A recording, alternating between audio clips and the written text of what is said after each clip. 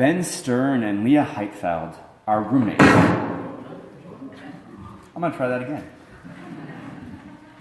Ben Stern and Leah Heitfeld are roommates.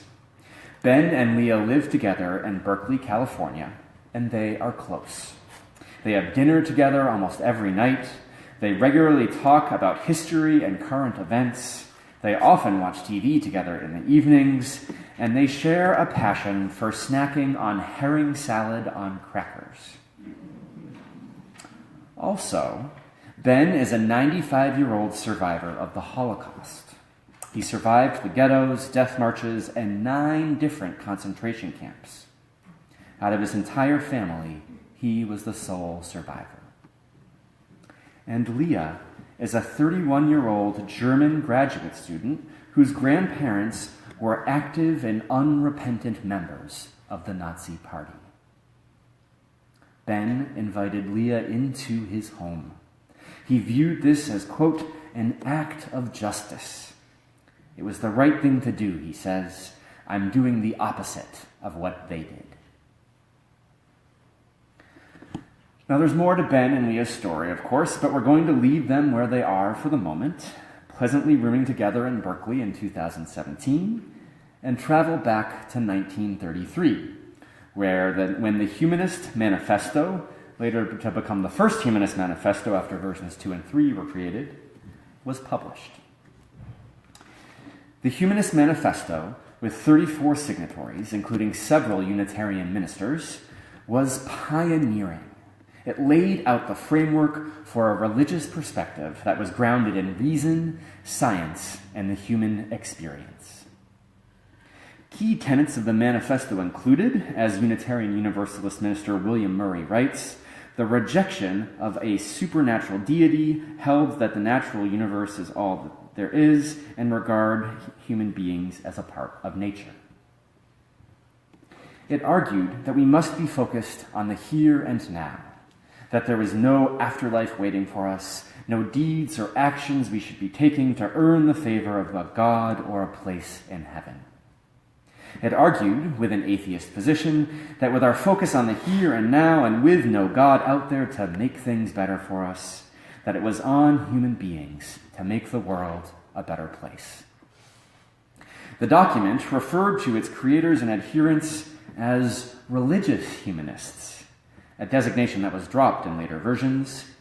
And the original authors, interestingly self-identified as religious humanists, were also looking to create a religious perspective that was free of the traditional religious language and trappings.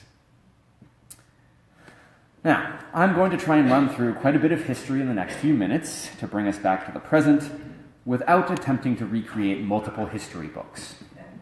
So, if you feel like I glossed over too much or are interested in more details, there are some great resources out there. Bill Schultz, former president of the Unitarian Universalist Association, or UUA for short, he wrote Making the Manifesto, The Birth of Religious Humanism, and William Murray, who I quoted earlier, has 2 terrific books on the topic. So, that being said, here's the short version of what happened with the interaction between religious humanism and Unitarian Universalism.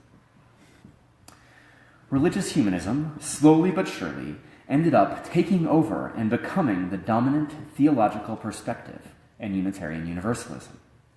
It had to wait to be able to do this, of course, for the Unitarians and the Universalists to merge in 1961. But if you went to a UU church post-merger in the 70s or 80s, and even some of the 90s, you were likely to encounter a healthy dose of religious humanism, including their original intent of doing away with religious language. There continued, of course, to be a variety of theologies within Unitarian Universalism. There were still UU churches that identified as Christian or on the more theistic side of things. But on the whole, a majority of UU churches identified strongly with and practiced as religious humanists in the original sense of that term. This was the church that I grew up in, for sure. No mention or usage on Sunday mornings of the words God, sacred, holy, faith, or amen, to name a few. And so it was one fine Sunday morning when we had just called a new minister to her first settlement. Some of you may have heard of her, Reverend Victoria Safford. So it was that when Victoria said amen during her very first service as our minister, I marched my 11-year-old self right up to her afterwards and, trying to be helpful, of course, said, "Just so you know, we don't say that word here."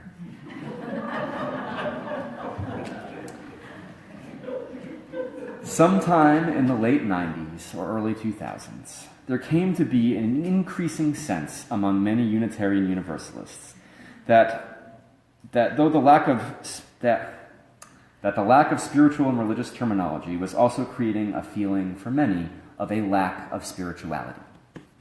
And while words like holy and sacred are certainly not required to talk about spirituality, there was enough of a concern that the president of the UUA in 2003, Reverend Bill Sinkford, delivered a controversial sermon to the First Jefferson Unitarian Universalist Church, in which he called upon Unitarian Universalism to reclaim a language of reverence. Now, I encourage you to read the sermon in its entirety, but its essence was a call to reintegrate the language of the sacred and holy, a language of reverence. This, by and large, has happened. There are still some UU churches and congregations that remain almost entirely what has come to be called secular humanist, where they abstain from the use of religious words. And while, of course, there were UU churches that never stopped using this language, the majority, as I understand it, do so now. Our own church is an example of this evolution. Back in the 70s, 80s, and 90s, despite our origins as a Christian Universalist church, we were very much what we would now call secular humanist. And we've gradually shifted, much to the discomfort of some of our members and friends who still identify as secular humanist, towards using more spiritual and religious language. Indeed, our mission statement, voted into effect 2 years ago by a unanimous vote with 2 abstentions, is exploring faith, practicing inclusivity, living justice. Here's the thing, though.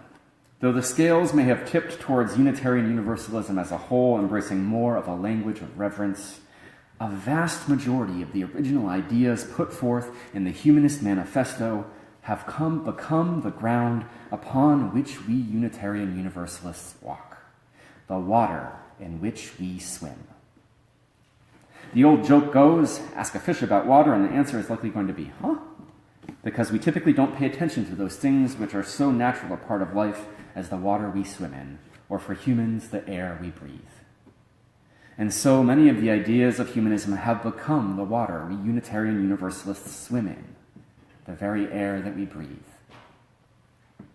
The rejection of a supernatural deity? Check.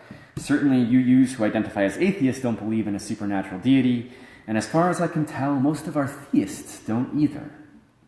While there's certainly a full diversity of beliefs in every area in our congregation, in our congregations, it's probably fair to say that most of our theists hold a more naturalist view of divinity, whereby, however they understand God or the divine, it is typically in some form that which is nature, similar to the Hindu concept of Brahman, where God, Brahman, simply is the universe and everything. The Humanist Manifesto also argued that we must be focused on the here and now, and indeed, modern-day Unitarian Universalism takes that as one of its basic tenets. And the idea that if the world is going to get better, it's on us human beings to make it better, a central Unitarian Universalist principle through and through. We may not be atheist on the whole, and we may use some religious language, but so many of the basic principles of the original Humanist Manifesto have become what Unitarian Universalism is all about. So much so that it's possible that many of us are humanists through and through and may not have even realized it. Indeed, I myself had forgotten how much we owe to our humanist roots prior to my doing research for this month's theme of humanism, despite having read much of this material before, because it's the water I swim in. Having been raised Unitarian Universalist myself, I take these understandings for granted, as a given. Now, the language of reverence issue is a worthy one, with disagreement within our own congregation and within Unitarian Universalism. It is so worthy, in fact, that it truly deserves its own sermon to even begin to properly address. What I want us to look at today, though, is this. If so much of humanism has become the water we Unitarian Universalists swim in, if it has in so many ways become the air that we breathe, what does humanism have to offer us in terms of growth and challenge. We've explored how humanism has led us to the present. Where and how does humanism lead us Unitarian Universalists into the future? What's next? As you might have guessed, I have a few ideas to suggest as possible answers to this question. And specifically, I want to look at where humanism is calling us forward in terms of deeper meaning. We've had a tendency over the years to attract educated, fairly well-off white people to our congregations. What I want to know and wrestle with is, what is the humanist message of hope that matters not only to those of us who are financially comfortable, but also to those of us who are less financially secure? In other words, if I struggle to put food on the table every day, what message of hope does humanism have to offer me? You might have your own answers, of course, but I'm going to suggest 3 for us to consider today: worthiness, empowerment, and togetherness. Let's start with worthiness.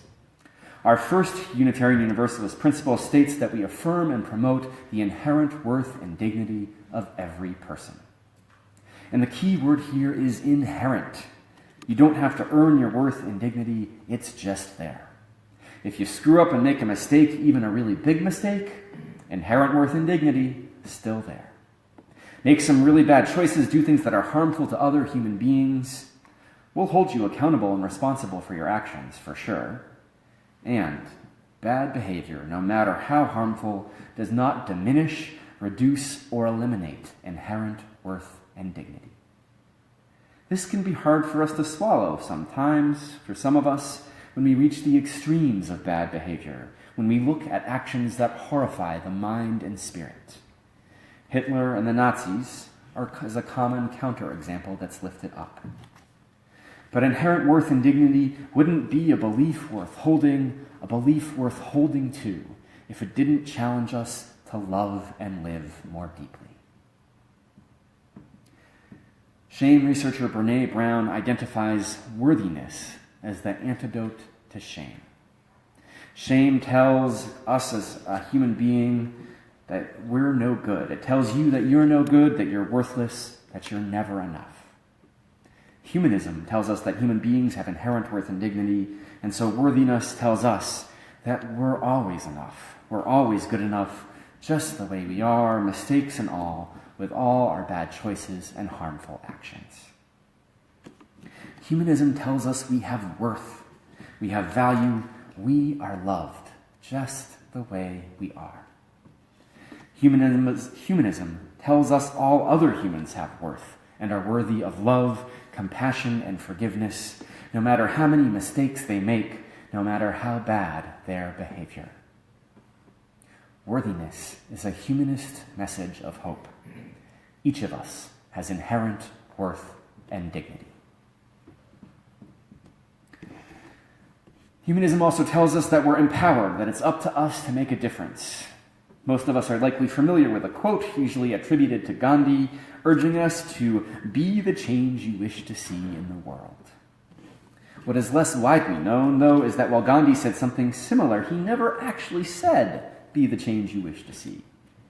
The closest passage we have on record from him states, if we could change ourselves, the tendencies in the world would also change. As a man changes his own nature, so does the attitude of the world change towards him. We need not wait to see what others do. So the sentiment he expresses is similar, right, to the pithy bumper sticker, coffee mug, refrigerator magnet quote, but the challenge is a bit more nuanced. We have the power and a responsibility to manage how we choose to respond to the world. There is a freedom and an empowerment in this choice. We are not stuck acting out of and responding from our current way of being. We have the ability, Gandhi suggests and humanism endorses, we have the ability and the responsibility to take charge of how we respond to and engage with the world. And beyond the empowerment of personal change, the bumper sticker quote exists for a reason. Be the change you wish to see in the world could easily be a humanist slogan. Humanism emphasizes human agency, the human ability to act to make a difference. It recognizes, names, and honors the tremendous power every single one of us has to transform our lives and the world. Power that most of us don't fully claim or use in our lifetimes, which is why Be the Change often appeals to us. Of course, humanism is also aware of human structures of oppression and control and doesn't make the assumption that everyone has equal access to power. It recognizes that oppression and systemic injustices leave some of us with fewer options, a narrower range of choices, and less power than what is available to those born with privilege, while still lifting up our agency, our ability to create and enact change. Empowerment, a grounded empowerment that recognizes but is not deterred by systemic injustice, is a humanist message of hope. We can change our own lives. We can make a difference in the world. Finally, humanism offers us togetherness. It acknowledges that we do not exist in isolation. Humanism offers a togetherness that tells us we are not alone, that we do not have to face life's difficulties alone. That when we're struggling, not only is it okay to reach out for and ask for help, but there will be a hand waiting there to grasp ours. And humanism offers a togetherness that tells us that as important as empowerment is, that as much power as we might claim for ourselves, we can only truly transform the world when we work with each other. There's a pretty decent chance that if Gandhi had actually said, "Be the change you wish to see in the world," then he might have said it something like this: be the change you want to see in the world and organize to make it happen. Because Gandhi was also a firm believer in the fact that you can't change the world by yourself. We need other people. His entire life work was about making himself the best he could be, helping others be the best they could be, and helping them organize together to create change. Humanism likewise tells us that being together matters and can make a difference in our lives and in the world. Togetherness is a humanist message of hope. We are not alone, and together we can change the world.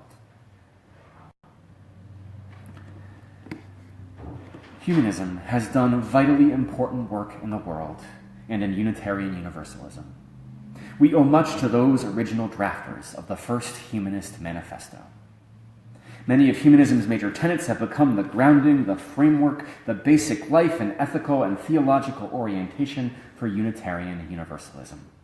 They are the water in which we swim, the air which we breathe. Humanism has brought us to our Unitarian Universalist present. And it has at least 3 messages of hope to help lead us forward. We are worthy, we are empowered, we are together.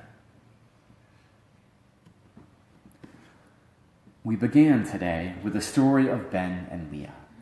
Ben, the 95-year-old Holocaust concentration camp survivor, Leah, the 31-year-old granddaughter of unrepentant Nazis, who Ben invited to be his roommate. In that decision Ben made, we can see all of these qualities of hope. Ben saw and trusted in Leah's inherent worth and dignity, despite the actions of her grandparents. He was empowered and made a choice where others might have chose differently. Ben made a choice to do the opposite of what the Nazis did, to respond to the hate and violence inflicted on him and his family with love. And Ben, who chose togetherness in connection with another human being, a human being who now enriches his life. It was a remarkable choice, a great and uplifting story. And as remarkable as they are, Ben and Leah are just one example of this same story repeated day after day in so many homes and communities across our country and across the world. Yes, there is much wrong in the world today, and yes, we human beings have caused most, if not all of it. And humanism offers us a reason to be hopeful. We affirm worthiness, our own and that of others. We are empowered to make changes in our own lives and in the world. We come together so that we need not face life's challenges alone and to multiply our power to make a transformative difference. Humanism offers us worthiness, empowerment, and togetherness as a message of hope. Human beings live, breathe, and create that hope with their choices, our choices, every day. May we take that message of hope and continue to live it into being in the world. May you live worthiness and empowerment and togetherness into being. Amen.